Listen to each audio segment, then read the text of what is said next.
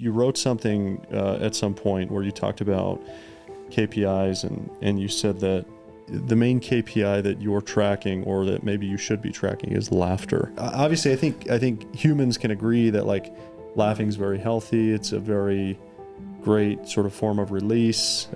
There's a lot of amazing benefits to it.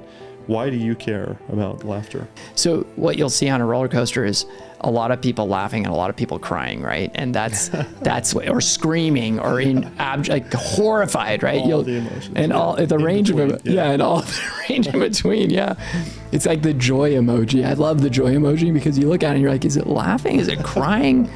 Is it both? You know what I mean? And I think we have those experiences in life. I think that's a good proxy for entrepreneurship. You're laughing, you're crying, you're doing a little bit of both. And another way I think to look at it is like entrepreneurship. There are things that are going to happen to you when you're on that roller coaster where you can either laugh or you can cry. And I can tell you straight up, it's going to make it a lot better if you laugh. Yeah. So just, and that's a proxy for life too, because entrepreneurship imitates life in many, many ways. There are going to be things that happen to you in your life where you can either laugh or cry.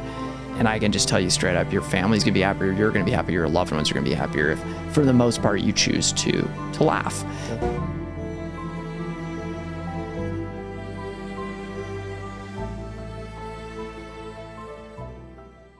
All right, Jeron, good to have you on. Thanks for being here. Great to be here, Tyler. One thing that I really admire about you is a lot, but now you've done several companies, and in your bio on your LinkedIn, the very first thing it says is family and your relationships are first. Yeah. What has it taken you to finally get to that place where that's like number one priority for you? Yeah. And whenever you put something like that in a public, on some kind of a public forum, you get a little nervous too, right? Because I don't hold myself up as a gold standard on that at all, So Tyler, like I don't know where you're at on that, but am I a great husband? I hope so. I sure love my wife. We've done counseling. I'm in that camp that like counseling is something you should do during the good times and the bad times, and frankly, probably right after you get married or engage, or even into a long-term relationship with anyone. So I don't want to hold myself up. The first thing I want to say is like step away from, just by putting that there. That's an aspiration and a goal, and something that I feel like really keeps me grounded in my true north, but I would not hold myself up as a gold standard, do everything the way I do it, if that makes sense. That's amazing. I think it makes a lot of sense. And I think that, but I think the first step in anything, right, is like sort of acknowledging that it's important. And I would say with my company, I think anecdotally it was in the back of my mind, but it wasn't ever at the forefront where I was thinking like, that's the thing first. And if I can get that figured out, then I can do the company as like the next priority or somewhere down the list, right? Yeah. It doesn't work sequentially like that. I mean, I don't know. Maybe it does for some people. It certainly hasn't seemed to be that way for my wife and I over a quarter of a century. And so, and my family, it's not this nice little, hey, I've got that thing figured out.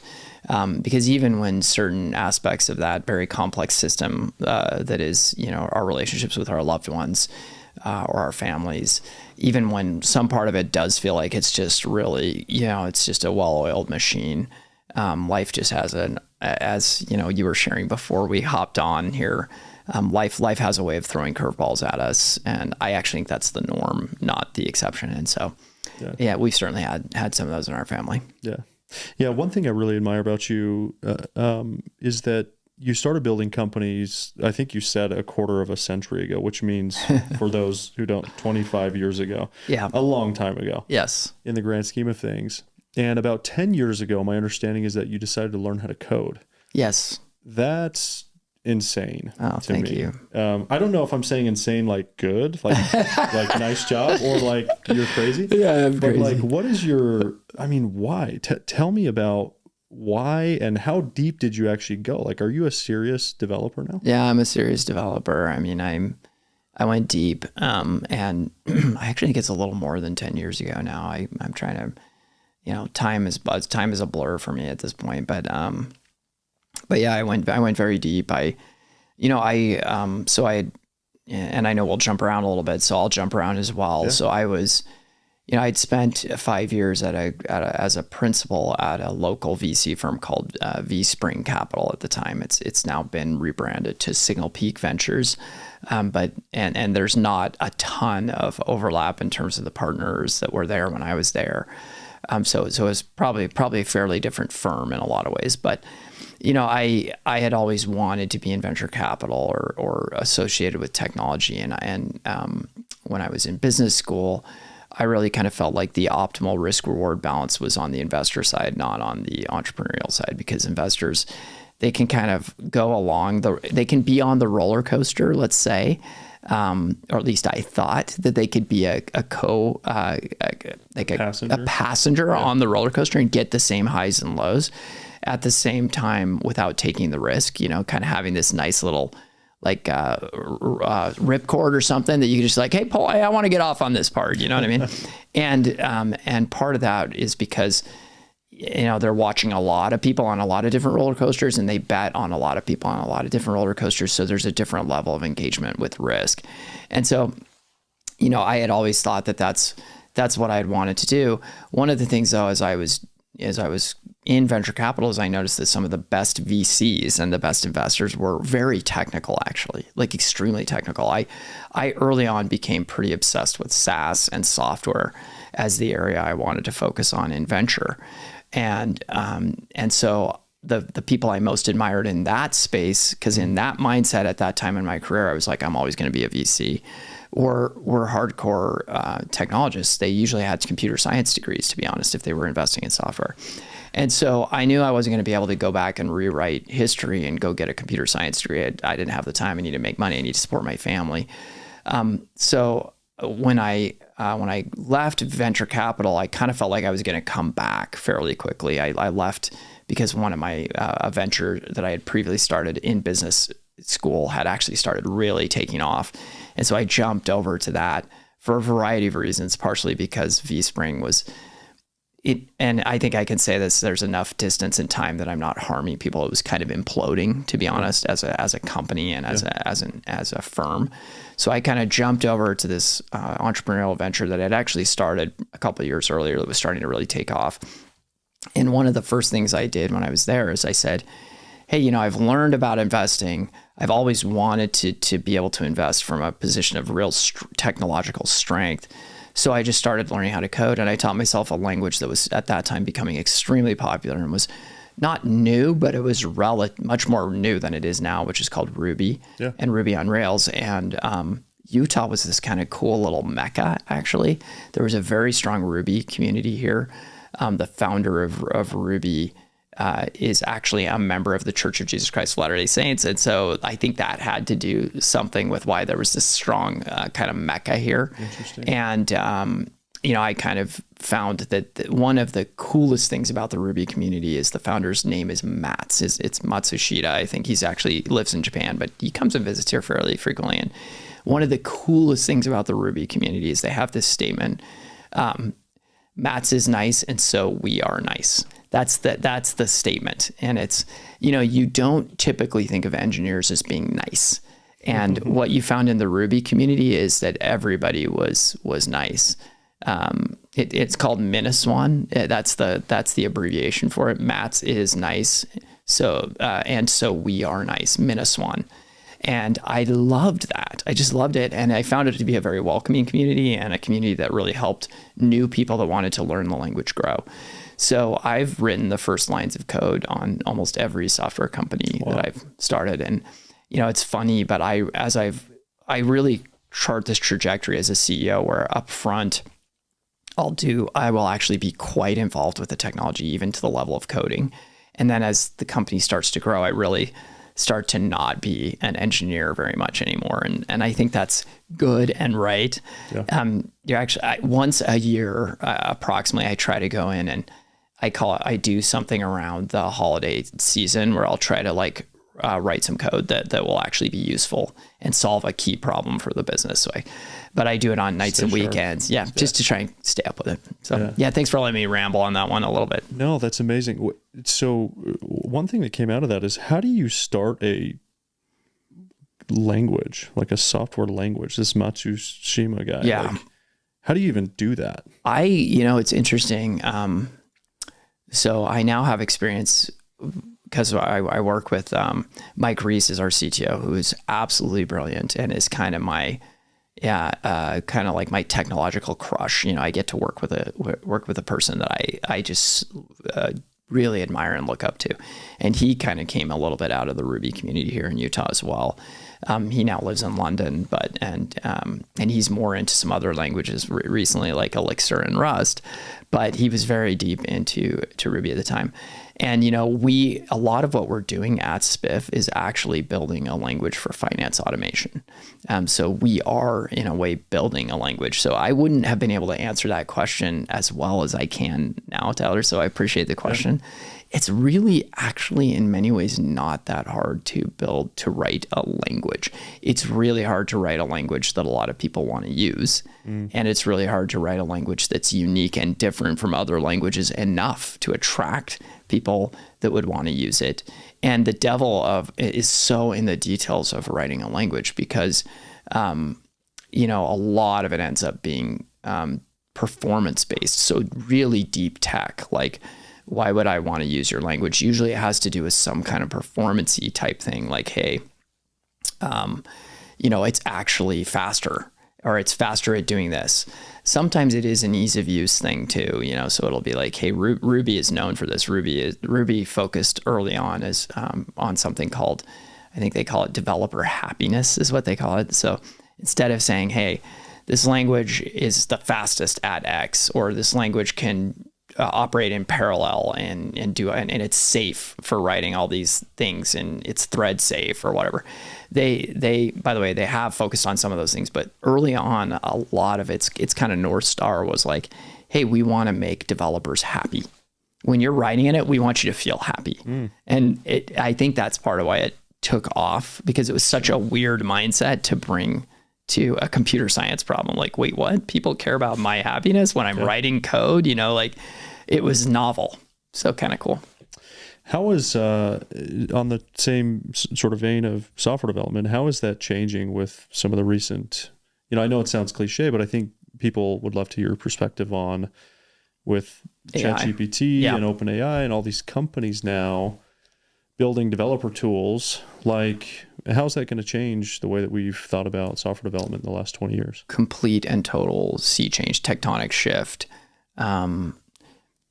Very, very hard to overestimate the impact of this on all of our lives. I'm in the camp of, and have been for a long time, I'm in the camp of, hey, superintelligence is at this point, it's obvious, but it's actually very close. A time when, a post-scarcity economy, I think, is a reality that we in my opinion, we should start thinking about preparing our kids for that very much. So you should think about, hey, what is it like to live in a post-scarcity economy, and what would that look like for my children, and what types of things might I teach them differently than I'm doing now?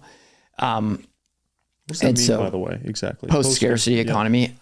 So to me, what that means is, if you had an artificial intelligence that is so intelligent that it would appear to be godlike to you, and then and it can operate at such a massive scale that it can do things that humans used to have to do, and it can create the value that a lot of us humans used to have to create. So. That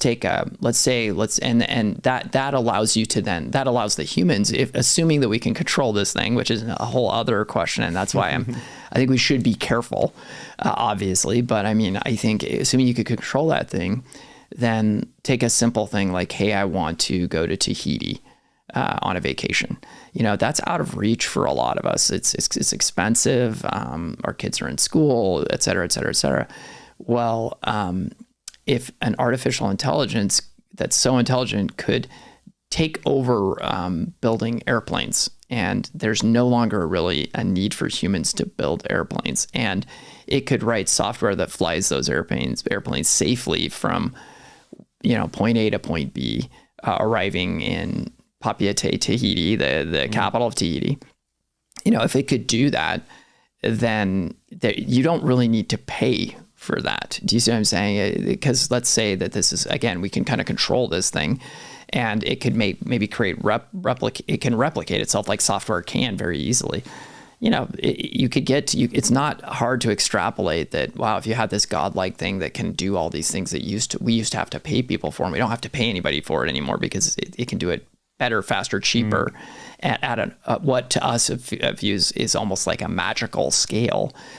At some point, you don't what value does money even have? And that's what I studied economics undergrad, and so that's the whole idea of money is that money is how you handle scarcity, right? It's it's the way that that societies are able to broker trades of scarce items and assets. And if you live in a world where essentially nothing is scarce anymore, then you don't really need money. So that's what I mean. And I think so I'm in this interesting spot as a software entrepreneur, to come back to your question really quickly, where I actually think that that's quite close, in the certainly in the history arc of humanity. I think it's very, very close. And even could happen soon relative to what we're even thinking right now. I don't know if I'll be right or wrong on that, and I'm not holding myself up as qualified to make a perfect prediction there, but I do understand software very well, and I do feel like I'm starting to understand LLMs and some of the technology that underlies this particular form of software, which isn't new. Actually, a lot of the key underpinnings were actually invented in the 40s. And so, I guess I'm in that camp of like, hey, who knows how long all of us will have a job, to be honest. But as long as we do have a job, I'm definitely in that camp of like, AI is going to absolutely revolutionize the UX for essentially every form of interaction we have with any technology. And I think if you're not aware of that and making active strides in that direction, you will absolutely get lost. I also think that it's quite possible that there are trillionaires, entrepreneurs starting businesses absolutely right now that are going to become trillionaires, because they're figuring out how to leverage this incredible new resource. I don't know how many of them there are, because unfortunately software is often prone to very big natural monopolies as well. Yeah. So, but there's probably a couple of trillionaires that will be minted out, or many, multi-billionaires for sure. They could be minted out of this. Now that brings up an interesting thought, which is, if the pace at which AI companies are being started now is like, I don't know, exponentially greater to a magnitude of 100 than the previous ever, right? So it's like, the reason that's happening though is because you have a few very powerful engines that are really good at collecting information, like OpenAI, for example. So now you have all these AI companies that are starting companies on the back of OpenAI, which is cool. But to your point, the question for me is like, I think I saw a slide that YC published recently, which is like 80% of their batch are AI companies right now. For sure. They're the only ones getting funding. I just saw some data that literally the only companies that are getting funded right now, this is a bit of an exaggeration, are essentially generative AI companies. Like literally, like we're in a crappy time for venture capital investment. It's horrible unless you happen to be a generative AI company, in which case we're in a great time. Yes. It's really bizarre though, because my thinking is this not just a mad rush or grab at the hype right now in kind of the forefront of this revolutionary technology? Because like, couldn't OpenAI technically just at some point replace all of these companies and all of their need to exist? Like, if you get good enough, I think, with communicating with or prompting the platform, like, hey, we need to build a thing that does a thing, and it just does it, like, do these companies actually need to exist? I think that's the chain of reasoning very much that leads to this. Hey, we're much closer to a post-scarcity economy than we thought. Yeah. There's really only going to be one AI to rule them all. And it's going to, because if it's smarter, then it's going to figure out how to do things better, faster, cheaper. And really, and then we're rushing headlong into this world where, it's the idea of the singularity, right? Like where we really do become eclipsed as a species by a form of intelligence that's going to be significantly smarter than us. And then there's a question of, how do less smart versions of that thing exist when that thing is there? Because if we can control it, why would you ever want to use a less smart version? Yeah. If we can't control it, that does introduce some other really interesting,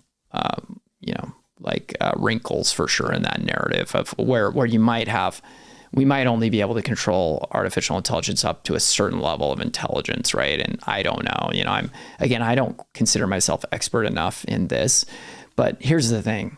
When you read a lot of, and I'm sure you're doing it and we're all doing it, but when I have read a lot of the experts and listened to their podcasts and heard, I think they're shrugging as well. I think they're saying, like, we don't know.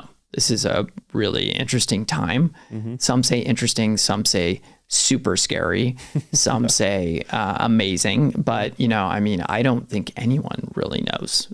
We're giving birth to something that clearly on some level already is significantly more intelligent than humans are. Yeah, it's already happened. So, it's going to be interesting. To pivot off of that topic, you talked about economics. There's this economics thing that I've had in the back of my mind for a long time. And maybe it's a very simple thing to understand, but it's not for me, which is in the world of exchanging money and value creation, right? If I go to a restaurant, you make me a hamburger, I give you my money, you give me value in the form of a hamburger, and I eat it, it's great, and we exchanged value, right? Yep. Where does the money actually get created from? So this is my thought. Yeah. Right? A prime example is like, I want to buy a house. Okay, so I go buy a house, and I give that money I give a down payment to the bank. The bank has their thing, and the realtor takes a cut, and the broker takes a cut, and the builder at some point is a part of that, but the builder is also buying materials, and the material people are buying material. And so it's like there's this chain to make anything happen. A burger, a house, a car. I love that. Where does this question make sense? Like where does it start? Oh, it makes tons of sense. It's a philosophical question at its root, I think, if I understand you, Tyler, and please feel free to correct me because I think you're asking a very deep question, and it's one that I remember a professor I had in undergrad would kind of talk about what is the concept, kind of like what's the concept of fiat currency, and it's kind of had a bit of a renaissance right now with blockchain, right? Because a lot of folks are like, what is, like, I'm not going to put money in Bitcoin. That's just, someone just said it's money. It's not actually money. This is kind of along the lines of what you're saying, right? Like what makes Bitcoin money? Honestly, what really does? And the answer is something around trust. Like, it's a weird thing, but it's the answer is it's around expectations and trust, which is, I expect that if I convert this dollar, which I know works as currency here in the United States, into Bitcoin, that I will be able to get value out of that Bitcoin equivalent to the amount of dollars that I just converted over to Bitcoin. And your real question is, where does it start? And I'm a huge fan of, like, what was called, my favorite classes in undergrad were actually called economic history. You should Google it. There's a whole subset of economics called economic history.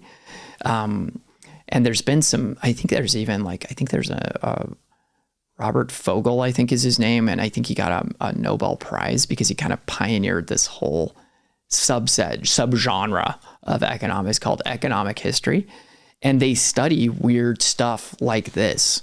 And they look at really interesting questions in history through the lens of economics. But one of the things is they often, if you go back far enough, it's like, where did money start? And the core idea is, though, like a lot of times, even in the United States, it would be like before there was like fiat currency, US dollars, banks would give notes, promissory notes, and they would honor those promissory notes. So as long as the bank honored a promissory note, that created trust. And then people would take that bank note and they would say, okay, I'm going to take it because I've talked to 100 different people. They've all gone to that bank and they always honor it. They always say, hey, if I give you $100, it's like a check. If I give you $100 in this promissory note thing, then when you take it to the bank, you can exchange it for other forms of value, for gold, some other thing. But your question might even be deeper than that, which is like, what makes gold valuable? And there's another thing too. On some level, it's valuable because people can actually use it to make jewelry. But really, a golden ring on your finger, like this thing right here, this is silver, but I mean, really, is it worth $500? Could I convert this to like burgers, to your point? And like, I don't know, probably not, but for whatever reason, someone really liked this color and this metal and they knew it was scarce. And so they traded with it. You know what I mean? Yeah. There's some big like debate or conversation about supply and demand in there too. Yeah. Supply and demand.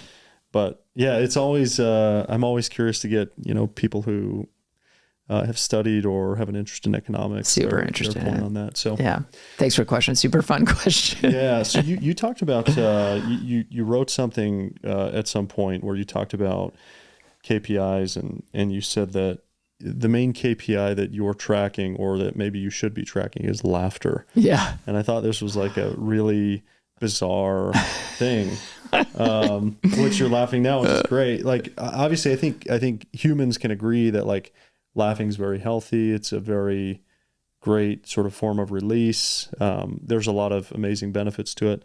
Why do you care about laughter? Yeah, I feel like it's so fitting for the title of your effort and your podcast with a roller coaster. And when you're strapped into a roller coaster, actually, you'll notice two things. And I just got back from Disneyland with my kids. And I saw both ends of the spectrum. What do you usually see? You have kids, is that right? Yeah. Okay. How old are your kids? You have 3? 7, 5, and 2. 7, 5, and 2. They love Disneyland right now. Okay, great.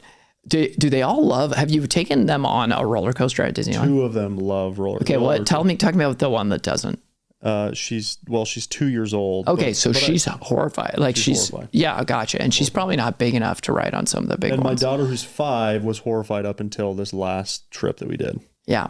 Totally. Yeah. So like, I love this because I've seen the same, evolution or progression with my own kids, but, and I do have a child right now who takes a lot of coaxing to get on a roller coaster. So what you'll see on a roller coaster is a lot of people laughing and a lot of people crying, right? And that's what, or screaming or like horrified, right? All the emotions. And all the range of them. Yeah. And all the range in between. Yeah. It's like the joy emoji. I love the joy emoji because you look at it and you're like, is it laughing? Is it crying? Is it both? You know what I mean? And I think we have those experiences in life. I think that's a good proxy for entrepreneurship. You're laughing, you're crying, you're doing a little bit of both. And another way I think to look at it is like entrepreneurship. There are things that are going to happen to you when you're on that roller coaster where you can either laugh or you can cry. And I can tell you straight up, it's going to make it a lot better if you laugh. Yeah. So and that's a proxy for life too, because entrepreneurship imitates life in many, many ways. There are going to be things that happen to you in your life where you can either laugh or cry. And I can just tell you straight up, your family's going to be happier. You're going to be happier. Your loved ones are going to be happier if, for the most part, you choose to laugh.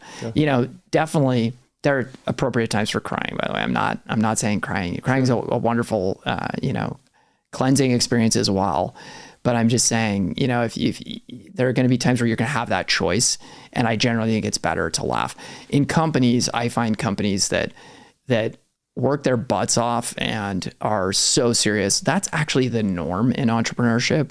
A lot of people think they're going to outcompete their competitor.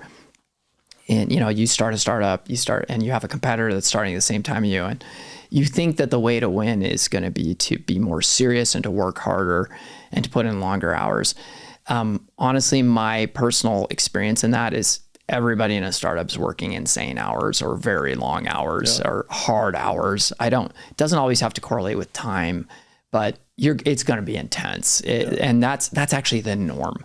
What isn't the norm is to do that and to be able to to not take yourself too seriously somehow with all that type A-ness going on around you, to be able to step back and just be like, let's laugh a little bit. Let's like crack up at how bad we messed that up, or like how bad we missed that projection, or how horribly we got this product idea wrong. And I think that actually draws people together and actually gets the best out of people in a way that actually allows you to usually win better than if you're just, so seriously focused on hitting your other metrics, Man, I so wish I would have done that more with our startup. Because like you're right. Like when things go bad, you immediately, at least for me, I would go to like problem solving mode and a bit angry and frustrated and all the emotions, but laughter was not one of them. I was not thinking about that. I have a co-founder that, like, I'm very much like you, by the way. I mean, I'm so similar. It's not natural for me in a high stress environment to laugh. It's super not. It's the opposite. I get really serious. I want to wrestle that thing to the ground. My analytical brain, it ramps up into overdrive. I turn into a Vulcan. I'm like using a Star Trek analogy. I turn into this like hyper logical, like, okay, let's reason it out, and very strategic. Like I'm playing a game of chess. And I have a co-founder who is better than me at all those things. His name's Casey Crouch, and he's better than me at all those logical aspects. And yet he's still always laughing and cracking jokes and making us like laugh and have fun. He's always down for a game of foosball or FIFA or something. But at the same time, he's the most productive guy on our team, and he works his rear end off. And Amazing. so I think I really have tried to imbibe that, like get that from him. Absorb that from him.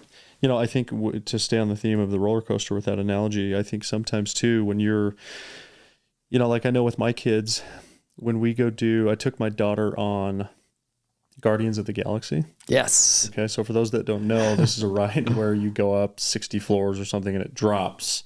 Oh, and you're free falling and you're up again, then you're free falling again. You free fall 4 or 5 times.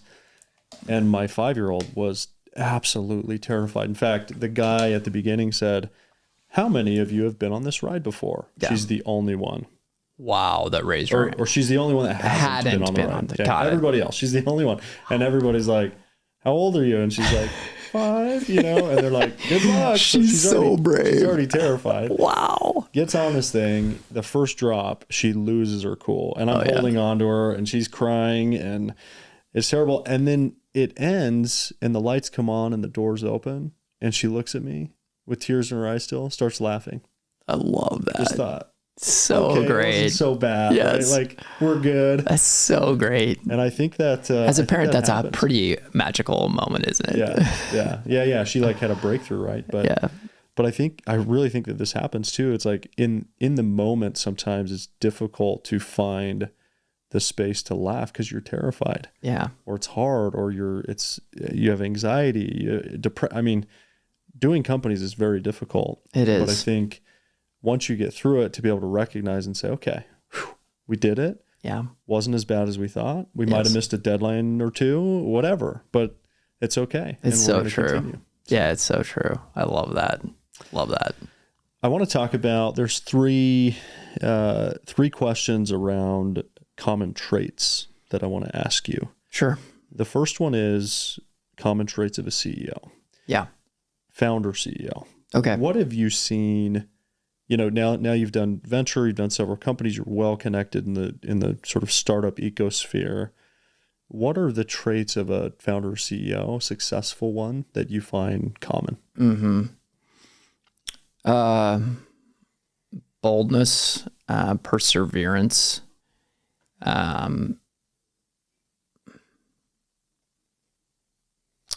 deep care for the problem. And then something that I'm borrowing a term that I think I've heard Gavin Christensen at Kickstarter use this term a lot, so I want to give it proper attribution. He may have heard it from someone else, but he can tell you. But he calls it founder market fit.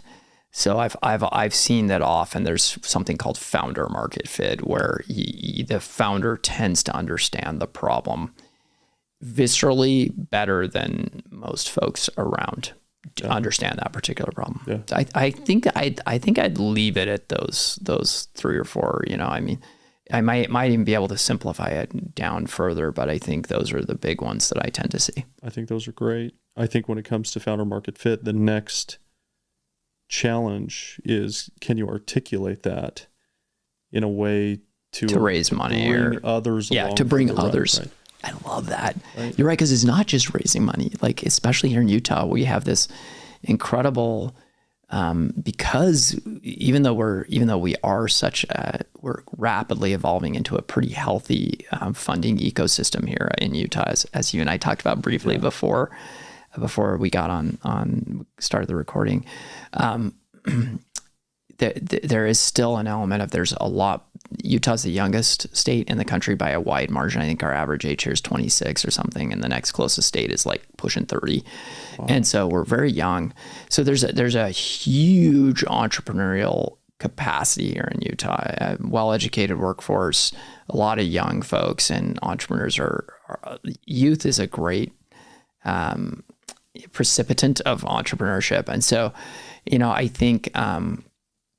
I think there's an element of us having, I think there's an element of us having a lot of what we would need there, but the capital is now there too. But for many, many years, the capital wasn't here, and so we had something I would call like more of almost like a pioneer ethic here, where you just kind of, had to make do or do without. Yeah. And for a lot of folks, that meant Qualtrics type outcomes, where it's like Ryan, who I think will likely be on this podcast at some point.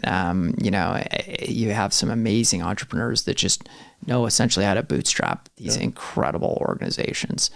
So I can't remember. I kind of lost my train of thought there, but I've definitely seen that as something that's pretty neat about this particular ecosystem. Yeah, I think so. So on the topic of founder market fit, the biggest thing for me, right, is like, how many companies out there did a founder start, deeply cared about a problem, deeply understood it, maybe better than anybody, but they just couldn't bring others along. Yeah, because that's right. You were talking about bringing others along. I think the CEO's main, you could break it down to a few. My number one for a CEO is, can you bring others along? Meaning investors, your co-founder, all of your key teammates, the first 100, the key customers you need to land. I think you're right. Partners, right? Totally. So it's like, if you can't, and a lot of it's just like selling and articulating this problem that you understand deeply. Can you articulate it to get people to go,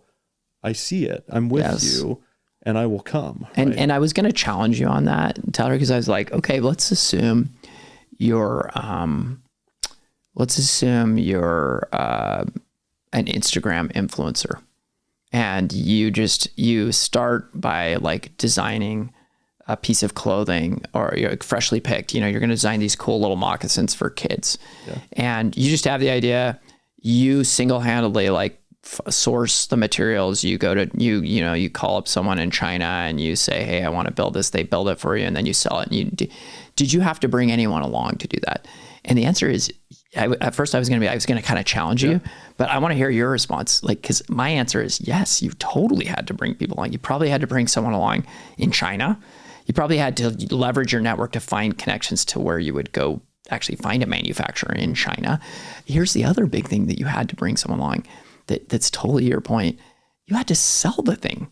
So like, you had to bring your customers along. Right. Like, they had to see the vision. Yeah.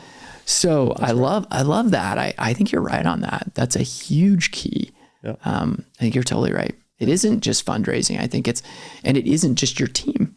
It's your customers. It is truly having this vision for how the world can be better based on some product or service that you're going to bring into it, and then being able to bring people along. The next common traits, what are in your mind the common traits of successman fathers? Successful fathers. Oh, jeez.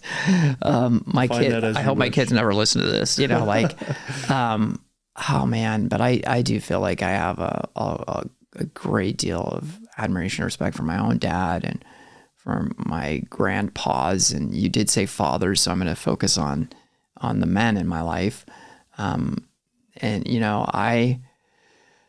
successful fathers, I mean, love, like obviously it's the depth of your love and then the effort that you put into your relationships with each child.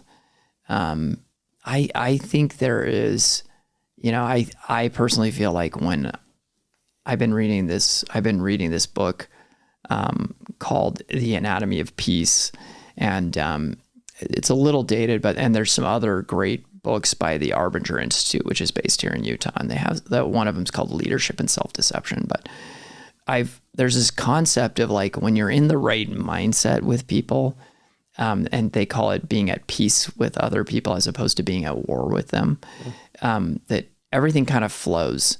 And I think parents and dads can get, before they even know it, without really noticing it happens kind of gradually over time. You can become at war with your kids actually. And it's not about telling them to take out the trash or to do their chores or to excel in school. And there's always going to be conflict, but conflict's different about where your heart is with regards to your child. And if your heart is in a place of deep care and concern and love for that person and differentiation to where you realize that they're not you. I think that's another really big thing that's taken me like years to figure out. I spent so much of my life as a dad being like, oh my gosh, how's that going to reflect on me? They're like my right arm. They're like my hand right here. Like, that's my son. That's my daughter. Like if they go over to someone else's house and they're rude, they're going to think I'm bad. Yeah. And it's reflecting on me. Yeah. And it does reflect on you, but you have to at the same time recognize that they're not you. They're different. Yeah. And lots of people are going to judge you through them 100%. But at the end of the day, they have their own choices. They are their own person. So it's this, honestly, this wonderful mix of loving them deeply, not being at war with them. And what that means is not being in conflict, because actually when you love them in the right way, it's actually much easier to have the right kinds of conflicts with them. It really is. And being differentiated and recognizing really early on that you're differentiated. You're very different from them. They're not going to make a lot. It was very hard for me. This differentiation point has been huge for me lately, because it was almost impossible for me to believe as a young dad that my kids weren't going to be like me. It was really hard for me to get that through my thick skull. It was like really, because I was like, they have my genetics. I'm raising them. Like I've like pounded these values into them. So like, I was literally like, this does not compute if you tell me that they don't see the world at least 80% similar to how I see it, or 90. And it's been a huge eye-opening and wonderful experience to have some of my kids help me to understand that, no, they're just like fundamentally different than I am. They're just like, nope, I don't see the world that way at all. And I have no interest in seeing it the way you see it. You know what I mean? And still loving and engaging with them in this wonderful new relationship that does become more and more over time, like friendship, than it does a parent-child relationship as they get older. So I don't know if there's any wisdom in that, man. I mean, there's so many more people so much better qualified than I am to answer that question. But I am a student of it, I would say. So there is an element of just trying to be constantly disciplined. And there's a lot that you can, by the way, you can take from a CEO or a founder and apply it to your family. My wife, it drives her nuts sometimes when I do this. Oh, yeah. But there's so much you can actually apply. At least we think there is. Yeah. Around like creating a vision, driving alignment, bringing people along. Yeah. That's your phrase. Yeah. I love that phrase. How does that apply as a dad? Like a ton. That applies a ton. Totally. How do you bring someone along? Yeah. It's powerful. I love it. I want to talk about Spiff, this company that you're working on. You know, I think notably, just to throw a highlight out there before we get into what it is and why you're building it and sort of where the company's at. But recently, I think within the last year, you raised a $41 million Series B that was led by Lightspeed and Salesforce, which is like, oh my gosh, right? That's crazy. Yes. That's amazing. It's a lot of money. Every founder's dream until you have that money in the bank. And then you go, oh, what are we going to do with this money? Yeah. I agree. It's a good point. I mean, congrats. Like, thank you. And I always hate it as a founder when someone's like, congrats. You're like, well, yeah, but like we still are going and we have a long ways to go and we like, right. But I know where you're going with that. And from one founder to another, very much appreciated. Like, I get it. I know, that money is it's a sign of some form of progress, right? But it's definitely not the destination, right? Definitely. And so, yeah. So I get it. Talk to me about Spiff. Why'd you start it? Oh, I love Spiff. Spiff is my magnum opus. It's my, at least on the professional side, clearly my relationships with my loved ones are my primary, greatest work. But Spiff is my magnum opus on the professional side for sure. And it's weaving together so many threads that I've been passionate about for years. And I've just been, it's just literally a thrilling experience to build a company like Spiff where I got out. I really was able to go with essentially no limitations based on capital and equity. I got to go pull together this team of executives that every day just blows me away. I don't, in the professional world, is there anything better, richer, sweeter than that, than being able to pull together a team that you care deeply about, that it blows you away because they're so much better than you are in their area of focus. I don't know that there's anything more fun than that. So I love Spiff. Spiff, I have like 3 or 4 different levels of explanations for it, but I think the easiest one is usually I just say, hey, look, it's SaaS for commissions. Almost everybody knows that folks in the world and in the economy, there are a good swath of people that receive what's called incentive compensation or commission-based payment. Yeah. Every sales rep that generally is receiving some form of incentive-based comp or commission-based payment.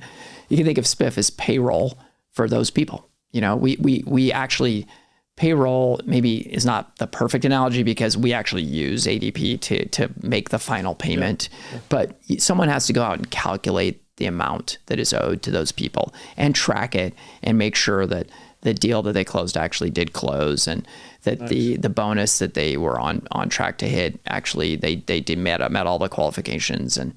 And there's a whole range of ancillary services, and we're a platform, so there's a bunch of other things that we can build around that. But that's it in a nutshell. We're SaaS for commissions. It brings together 2 of my biggest passions, which are sales and finance. And so we laugh, but in the early days of Spiff, we created these we actually, one of our earliest co-founders is a guy named Travis Ashby, who is an amazing guy you should have on this podcast at some point. He's starting another company right now called WorkLife.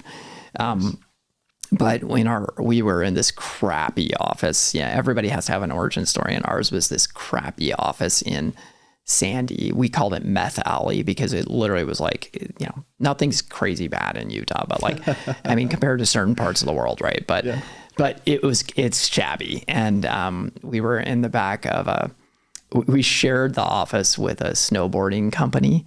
And I won't name names because I don't want to embarrass anybody or hurt anyone, but they would smoke every Friday. They would smoke a ton of marijuana, like so much, and it would just seep. Oh yeah, it would just seep in. And so you can either laugh or you can cry or get annoyed. We would just laugh.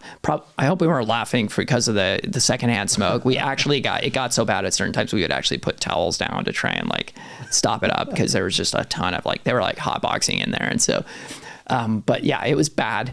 But in those early days, I remember very early on, Travis Ashby went into one of our rooms and we had one of those idea board, idea paint walls where you could just write anything on the wall.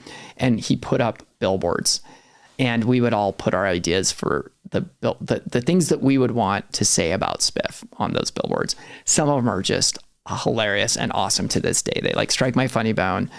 We have never paid for a single billboard at Spiff. So we view that as the primary ROI for a billboard for us is recruiting. And so far we're actually, like a lot of companies right now, we're pretty focused on efficiency. So we're doing fine on the recruiting front. We don't need thousands of applicants. Yeah. And anyway, so we've never built a single billboard, But a couple of them were like, it's time for finance and sales to renew their vows. You know, that was a phrase that we just loved, that like struck our funny bone, because anyone who's worked in a big org knows that, especially around commissions, you know, sales is over here, finance is over here. And a lot of times it's a source of a lot of conflict and debate and discussion. And there was one that was like, I remember Travis put up there, it was like, did we just become friends? And it's like finance to sales, you know, and it's like, so a lot of what we were doing at Spiff is this wonderful mixture of, we have tools and technology that really helps sales reps become more effective at what they do. But actually the core of our vision is actually even more focused on the finance team, because we turn them into superheroes with their sales teams and beyond. A lot of what we're building is something we call a FinOps platform, where we like that phrase, and we feel like we're building a financial automation platform of the future. So amazing. Yeah. Thanks for letting me ramble on about that. Well, look, I think there's a lot more that we could have covered today. I know you were incredibly busy. You launched a new app today. Is a new version of your app? Yes, we did. Or a new app? It's almost a new app. You could basically think about it. We had an early version, but this one's so much better. Amazing. Yes. So that's happening today, the day that we're recording. Yes. And so thank you. Thanks for saying that. I will let you get back to it. And, but sincerely, thank you for coming on the show today. Tyler, really enjoyed it and had a great time talking to you. So thank you. Thanks, Jeron. Yep.